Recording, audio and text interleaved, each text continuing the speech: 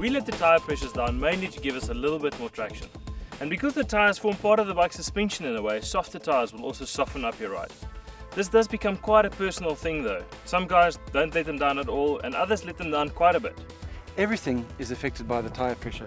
Everything from your footprint or the contact patch with the earth, tyre wear, resistance to damage, and most importantly handling. So it's actually best to set yourself up so that you can adjust your tyre pressures up or down to suit the environment that you're riding in. But as a general rule, when I go off the black stuff, I immediately set my front tyre down to 2 bar, my back tyre down to 1.8 bar.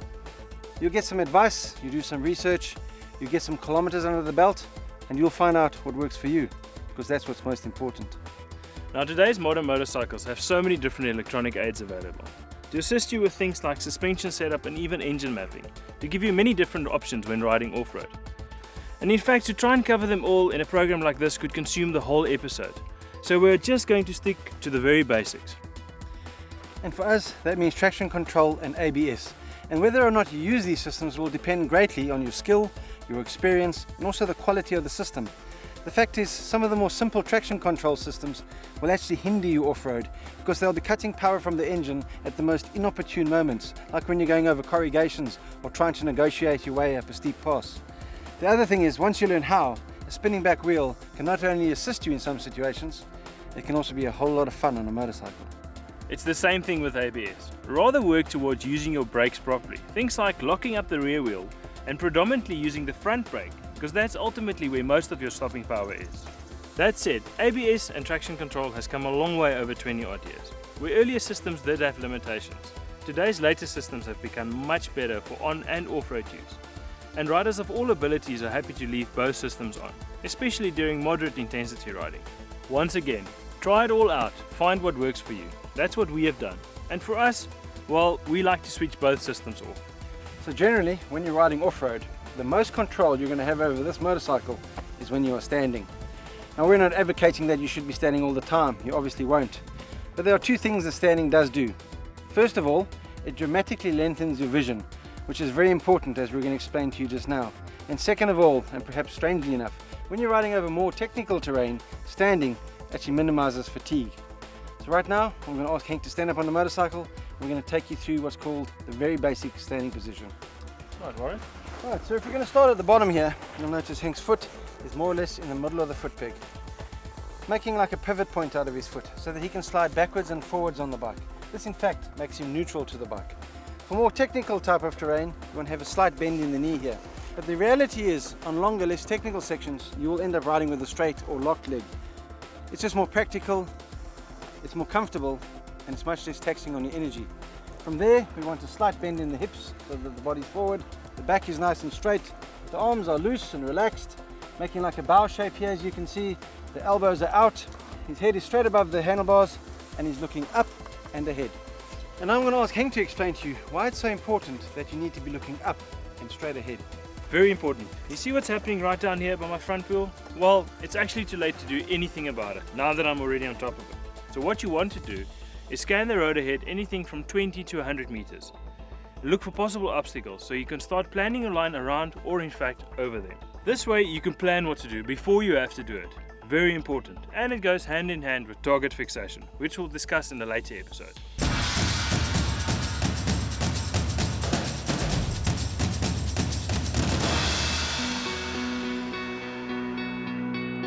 The Bido Valley lies to the east of Clanwilliam, in the northern reaches of the Cederberg, approximately 52 kilometers by road.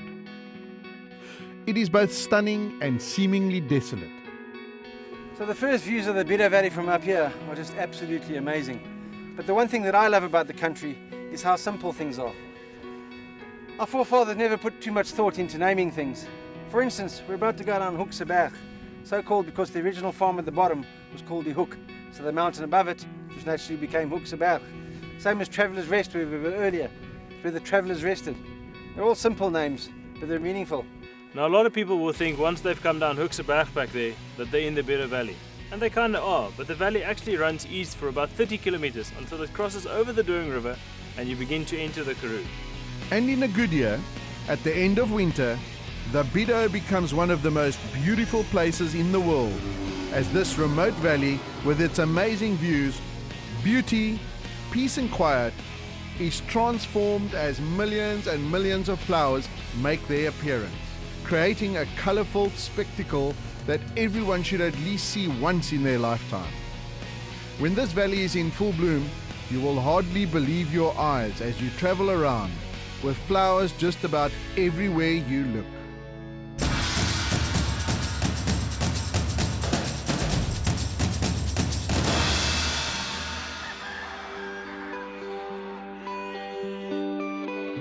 The Libbe family's history goes back hundreds of years, in fact to around 1750. Today Barry, his wife Mariette, and their children Barent and Collier still stay in the original farmhouse that was built in 1830 on their farm Murtenhof. Barry, sê vir ons 'n bietjie van die geskiedenis van die plaas. Ek verstaan dis al generasies in jou familie en julle is die Libbe familie is al baie lank tyd in die vallei. Ja, waarin ek is die 7de geslag op die grond en ek is die 5de geslag in hierdie huis. Hierdie huis hier agter ons is in 1830 gebou.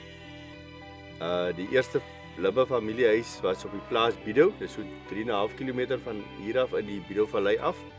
En hy is gebou in 1775. So dis 'n lang tyd wat ons al hier is. Maar wat interessant is, ons begraafplaas hierbo lê al die geslagte begrawe. My pa is nou daar die 4de geslag wat nou daar begrawe is. So die getuienis daarvan is hierso op die plaas en ek dink dit is wat min families regtig kan sê om dit as jy nou weet hoe lyk vandag se begraafplaas.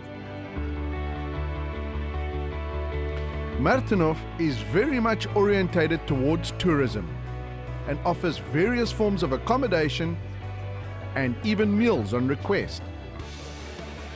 Barry has also created a 4x4 and hiking route that shows off all the natural wonders in the area. He has a wealth of knowledge of interesting facts about the history of the area. Besides the abundance of fantastic views, the highlights must be 2 sets of potholes and one of the most amazing waterfalls in the world. Over millions of years, the sand, pebbles and rocks carried by the Bido River have eroded large cylindrical potholes into the bedrock, creating a set of fascinating waterfalls surrounded by intriguing rock sculptures. At the uppermost potholes, where swimming is compulsory in summer, one can see the start of the pipeline which takes this life-giving water to 3 of the farms in the area. Wow man, we've had an absolute blast today, and I think many memories have been made. This is mostly thanks to one very special guy, Barry Libbe. I cannot say enough how we appreciate the time he's given us today. It really was an interesting and amazing day. And Barry, well, he may also be the key to getting to meet another very interesting local. If you can in fact call him that, because well, he stays high up above everybody else in the area, way up above the Kreiberg Pass, in the middle of what we know as the Old Post Route. And that's where we're heading in the next episode, so make sure you don't miss it.